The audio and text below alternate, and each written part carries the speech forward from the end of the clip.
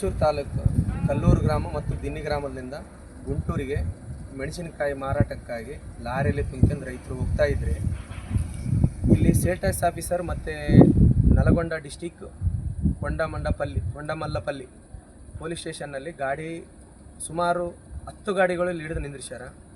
ನಾವು ರೈತರು ಪಾಣಿ ಆಧಾರ್ ಕಾರ್ಡ್ ಮತ್ತು ನಾವು ತಹಸೀಲ್ದಾರ್ ಹತ್ರ ಹೋಗಿ ಲೆಟ್ರ್ ಸೈನ್ ಮಾಡಿಸ್ಕೊಂಬಂದಿರೋದಿದ್ರು ಕೊಟ್ಟರು ಇವರು ಸೇಲ್ ಟ್ಯಾಕ್ಸ್ ಆಫೀಸರು ಮತ್ತು ಪೊಲೀಸ್ ಸ್ಟೇಷನ್ನವರು ನಮ್ಗೆ ರೆಸ್ಪಾನ್ಸ್ ಮಾಡ್ತಾ ಇಲ್ಲ. ಮತ್ತು ಸೇಲ್ ಟ್ಯಾಕ್ಸ್ ಕಟ್ ಅಂತ ಹೇಳಕತ್ತಾರ, GST ಕಟ್ ಅಂತ.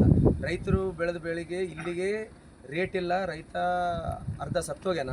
ಇವರು ಸೇಲ್ ಟ್ಯಾಕ್ಸ್ ಅವರು ಮತ್ತು ರೆವಿನ್ಯೂ ಡಿಪಾರ್ಟ್ಮೆಂಟ್ ಅವರು ಮತ್ತು ಪೊಲೀಸ್ ಸ್ಟೇಷನ್ ಅವರು ಇವರೆಲ್ಲ ಅಮೌಂಟ್ ಕಟ್ ಅಂತಂದರೆ ಕ್ವಿಂಟಲಿಗೆ 7,000 ರೂಪಾಯಿನೂ ಕೇಳೋರಿಲ್ಲ. ಈಗ ಆ ಟೈಮ್ದಾಗೂ ಇವರು ರೈತನ ಕಷ್ಟ ಅರ್ಥ ಮಾಡ್ಕೋವಲ್ರು. ಹಂಗಾಗಿ ಕರ್ನಾಟಕ ಸರ್ಕಾರ ಆಗಲಿ ಕರ್ನಾಟಕ ರಾಯಚೂರು ಡಿಸ್ಟಿಕ್ DC ಅವರಾಗಲಿ ಇದಕ್ಕೆ ಒಂದು ರಾಯಚೂರಲ್ಲೇ ಒಂದು ಖರೀದಿ ಕೇಂದ್ರ